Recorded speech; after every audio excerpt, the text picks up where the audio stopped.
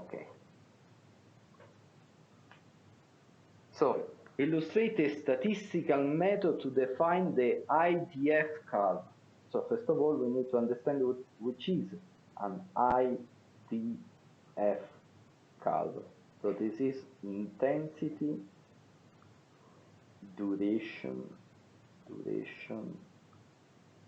frequency curve of course of rainfall depth, as you can understand. So you should describe how the average intensity changes with the duration of the event. So you should discuss about the differences between time and duration. And of course we have a kind of this curve as a function of the return period. So for different return periods. So we have average intensity as a function of duration, intensity as a function of duration, for different increasing the return period. So we have the frequency. So you should discuss about the meaning of the return period and the meaning of average intensity, that is equal to the rainfall depth over the duration of the event. So it is not the instantaneous intensity, that is the derivative of the rainfall depth as a function of the time, with respect to the time, not the duration.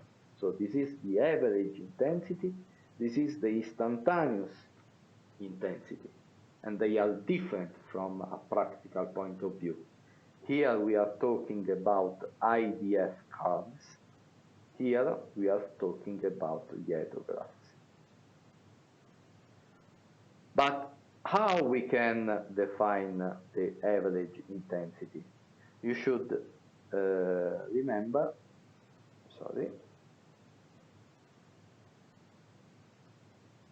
you should say that H, the rainfall depth, can be written with this simple formula. H is the rainfall depth, Td is the duration, A and N are parameters. Parameters that are influenced by TR, return period. How we can get these parameters? We need to perform a statistical analysis. So we should take the observed rainfall depth for a given duration. So we can take Td equal to 1 hour. Then we take the observed annual maxima. So they are extremes. We order the sample, so in such a way here we have the maximum rainfall depth and here we have the minimum rainfall depth. Then we use the plotting position formula, plotting position, in order to have the empirical probability of each of them. Then, just for example, we can compute the reduced variable for each of these samples. And then here we have here the reduced variable. Here we have the rainfall depth. We can depict here all these points, I mean this one and this one. A line over this plot is a Gumbel function. That is equal to h equal to h0 plus 1 over a y dr. This is h0, this is 1 over I. And then, once this one and this one are estimated, we can use this relationship in order to get the rainfall depth for a given return period. Indeed, we can remember that the reduced variable is equal to minus logarithm of 1 minus 1 over TR. For a given value of TR, we have a given value of YTR, and then we can compute HTR. We repeat this operation for 1 hour, 3 hours, 6 hours, 12 hours, and 24 hours, and then we can compute this one, the logarithm of H, the logarithm of the duration. In this plot, this relationship is a line, so we can put on this plot the estimation for the given TR for the duration 1 hour. This is the rainfall depth for the same given return period for another duration, and so on. Then we can define the line. This is the exponential of A, where A is this one, and this one is the exponent of the duration in this relationship. So we have obtained the IDF curve. But also illustrate a method to compute the design water discharge at the outlet section of a given watershed. So we need to understand what is a watershed, what is the hydraulic network, of course. This is the outlet section. So just for example, Q is equal to phi, the runoff coefficient, the critical average intensity, and the extension of the watershed. The critical intensity is equal to the rainfall depth for the given return period and for a duration equal to the concentration time.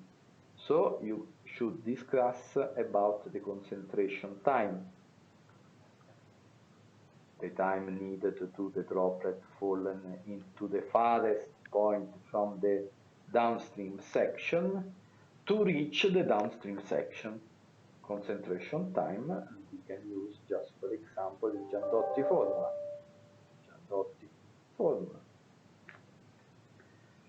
But why this is critical? This is critical only if the rainfall is homogeneous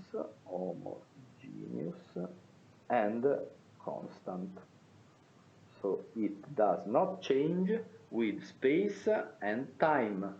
So it is valid only if the hyetograph is this one.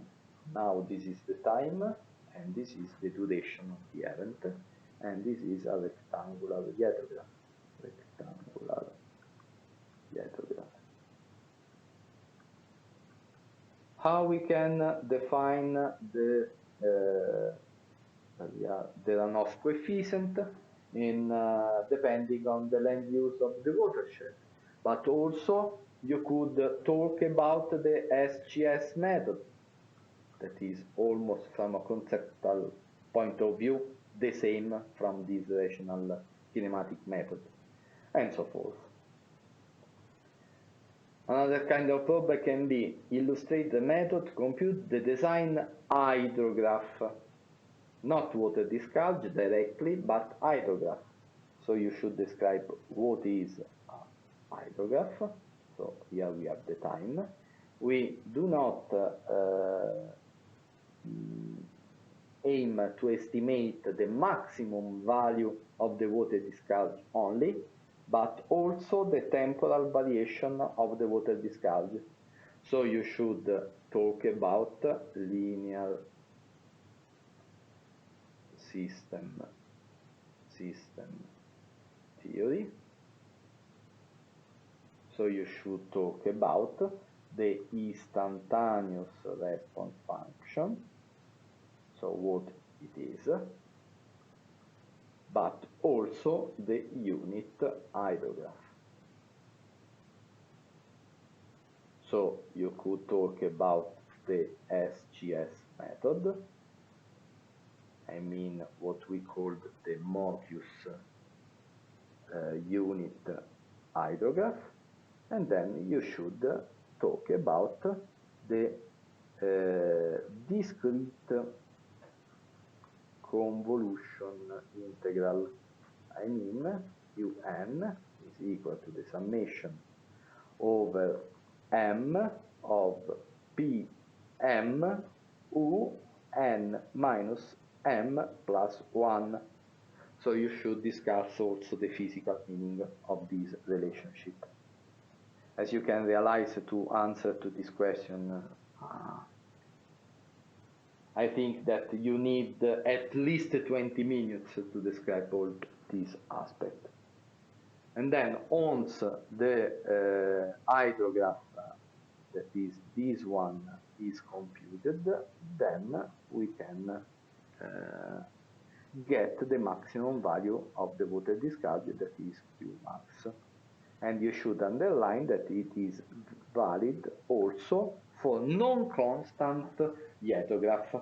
So in general, you could, if this is the time, this is the instantaneous intensity, you could compute the hydrograph also for triangular yetograph.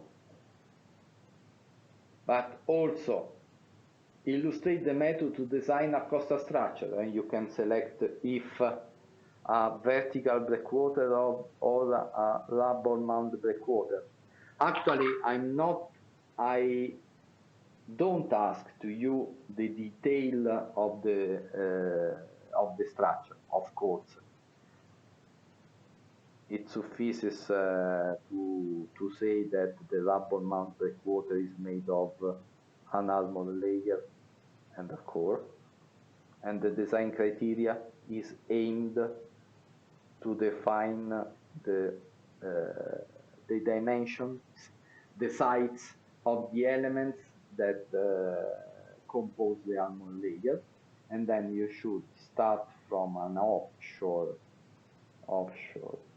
sea state, H offshore, T offshore, direction offshore. You should compute HP, TP, and theta P, the direction at the point P, in order to apply a kind of design criteria, without detail, of course. A vertical breakwater is more or less the same, but with only one element. So the problem is the same, propagation of the wave. Propagation. In both cases, you need to compute the wave loads at the toe. So you should describe how to propagate the sea state. So you should say that H at point P is equal to H offshore times the shoring coefficient times the refraction coefficient, where Ks is equal to the square root of the celerity group at offshore, not at the point P, over the celerity, the group celerity offshore, where the celerity group is equal to the celerity over 2, 1 plus 2 kh over hyperbolic sine d2 kh. And in order to have k, we need to solve the relation, the dispersion relationship, gk, hyperbolic tangent of kh. And in order to get k, we need to use a numerical method. In this way, we have hp starting from HO that it is known. In order to get K, we need also omega, but omega is related to the wave period. We need to compute also the refraction coefficient, that is the cosine of beta p over cosine beta 0. And beta b and beta 0 can be computed by using this relationship, for which the ratio of the celerity and the sine of the angle is constant. I mean, we need to solve the Snell equation, and so forth. Illustrate the method to design a stormwater system. Again, you should define what is a stormwater system. So it is a series of pipes in which the flow occurs with a free surface, and it is a kind of man-made hydraulic network,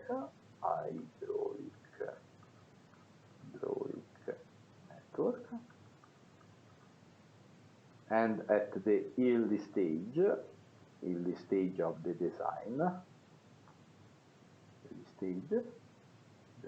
of course, we can use the normal flow assumption. So we should get the value Q equals phi, the runoff coefficient, the critical intensity, the extension of the drained area, just for example this one. EC is equal to the IDF curve over, actually to the IDF curve, where the concentration time is equal to the access time plus the length of the pipe over 1.5 U. In order to solve, to have U is equal to Ks R2 power 2 over 3, the slope of the pipe, and this is the normal flow assumption. When this velocity and this water discharge are consistent each other, then we can get the degree of filling of the pipe that must be lower than 0.5 for small pipes, or lower than 0.7 for pipes with a diameter higher than 0.4 meters, and so forth. Just very quickly, illustrate the method to the needing storage to a side flow. We should describe the water discharge, the time. This is the incoming, this is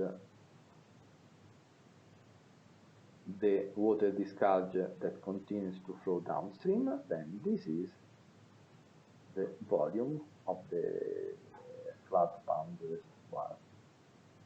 Illustrate the method to design erodible channels, then you should apply the stable section method, or you can use the method of the maximum velocity, or the method of the maximum stress at the bottom. The physics of spillway, we have already talked about that, so we should talk about thin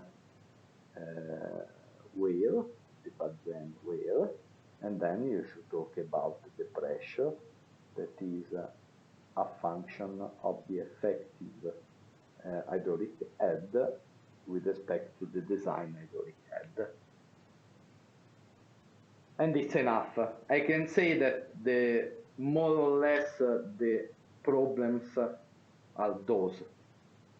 It is hard that I select the different problems for the exam. So as you can realize, this is a kind of discussion with me about these problems. And that's all.